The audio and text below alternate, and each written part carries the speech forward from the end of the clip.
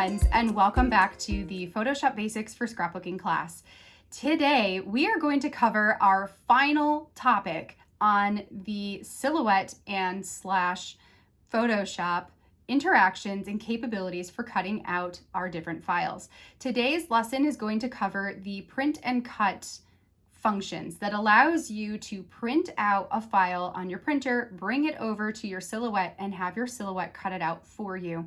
This is a great option if you are someone who does not enjoy fussy cutting, and I can't wait to show you how this works. So let's head over to the computer so I can show you how to print and cut out your files. Welcome back, friends, for the very last time to my desktop. Today we are finishing off our course by talking about the print and cut functions of Silhouette Studio. This is a great way to print out some of those digital components, such as ephemera, that you might have in your stash, and to easily have your Silhouette machine cut them out for you, eliminating the need for you to fussy cut them yourself. So let's talk about how to do this. In order to create a print and cut file, the first thing you need to do is pull in the original PNG file to your Silhouette. Today, what I'm going to be working with is a chipboard set from Ali Edwards. This was one of the older Week in the Life sets.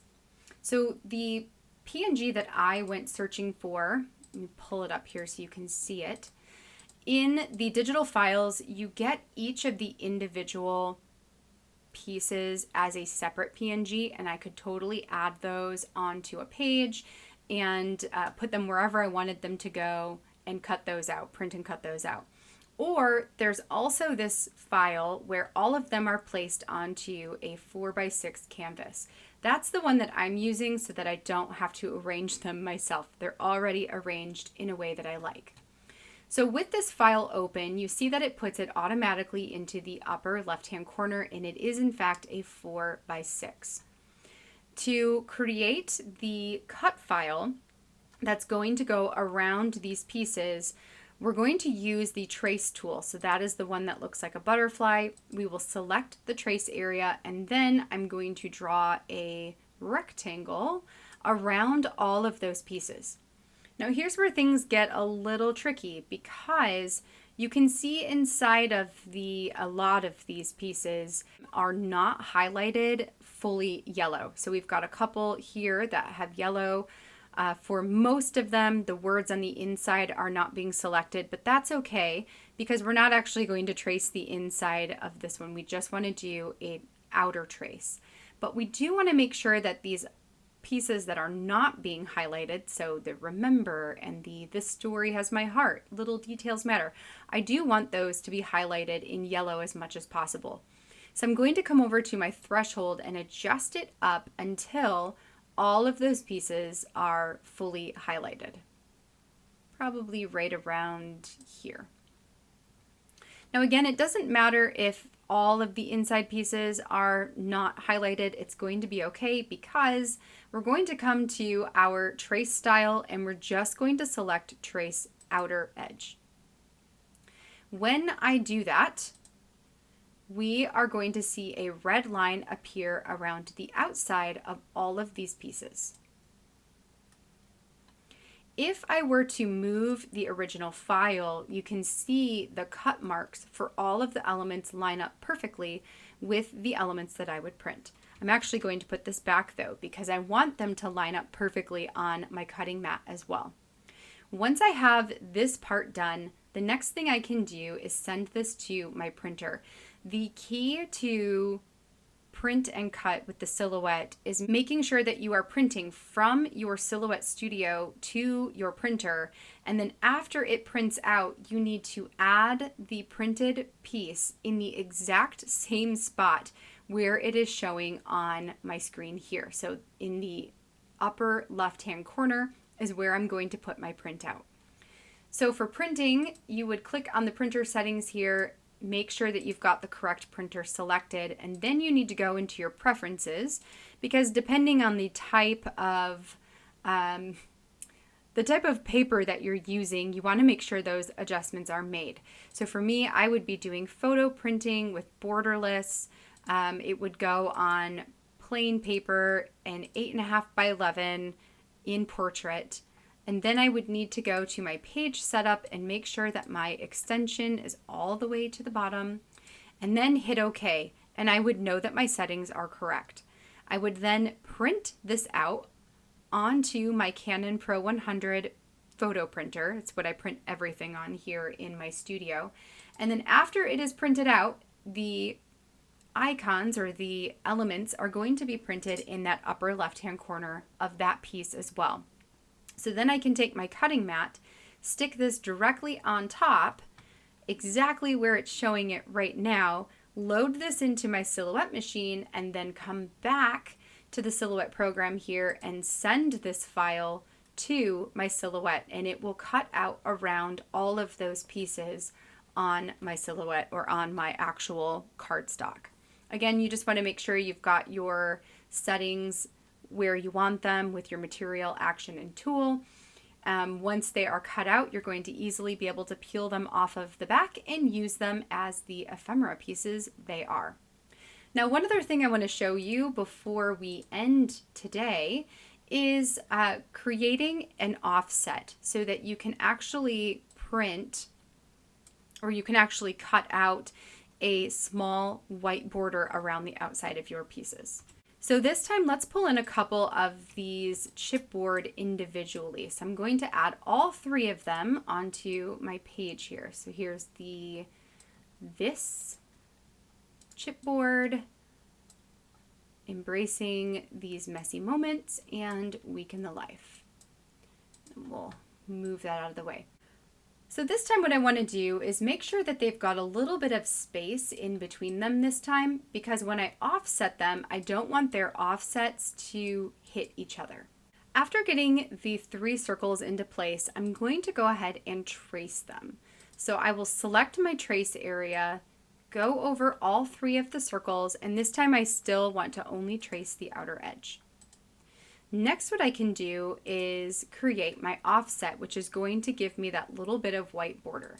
So I'm going to come to these three pieces, and right now they are all part of the same cut file, which you can see when I click on the red shape, it goes around all three of them.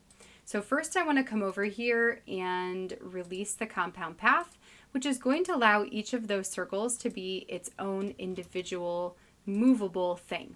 So with the first of these selected, I'm going to click on the offset button, which looks like a star with another star outline around it. Then we're going to select offset and select our distance.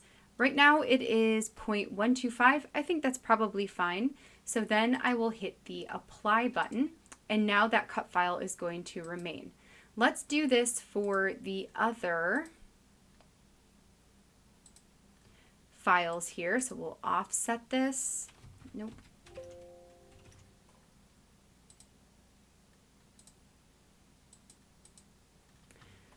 So we'll offset this, that 0.125, and good, we'll apply that. And then I've got one more where we will offset it and apply.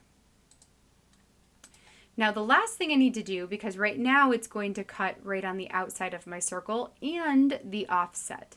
So I need to select my cut file, and I'm going to go to Object and Release Compound Path. Then I can select the inner circle, and I can just go ahead and delete that.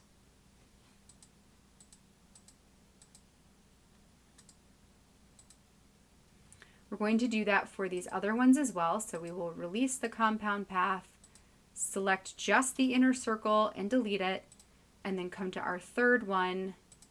Here we're going to release the compound path, select the inner circle and delete it.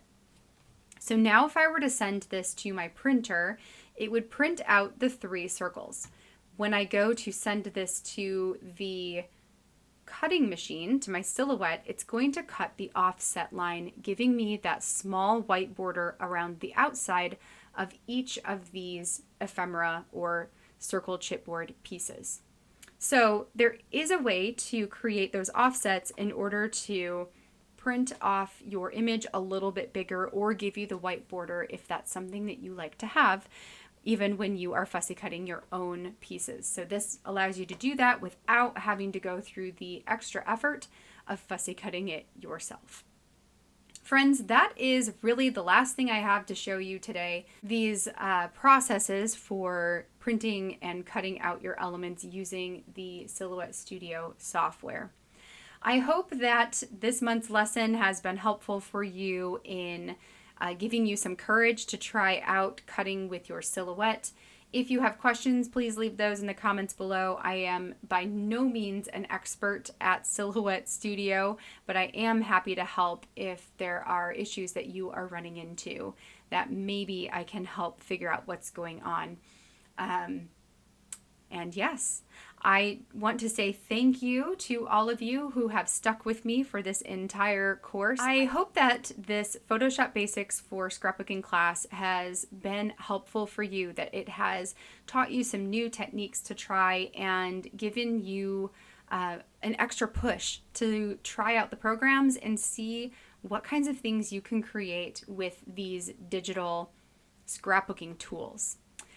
For your last bit of homework for this class, I would love to encourage you to give this print and cut function a try on your Silhouette, if that's the cutting machine that you have at your house. Well, friends, we have come to the end of our Photoshop Basics for Scrapbooking class. I want to say a really big thank you to you for coming along on this journey with me. I hope that you are leaving this class with a ton of ideas and inspiration and motivation to use these programs to help you make scrapbooking easier and maybe more fun for you. I know that when I started to learn how to digitally create my layouts, my scrapbooking completely changed, and I feel like I am not only much more productive, but also much more motivated to get in there, design some really cool layouts, and get my stories told. Ultimately, that is my hope for you. Whether or not you use a digital program or you're just making your pages without any of this other stuff, my greatest hope for you is that you are able to tell your stories and that you feel excited and motivated to do so. Thank you again for coming along and taking this class with me. I hope it has been beneficial for you. As always, if you ever have any questions about anything, please don't hesitate to reach out. I will do my very best to answer whatever questions you might have.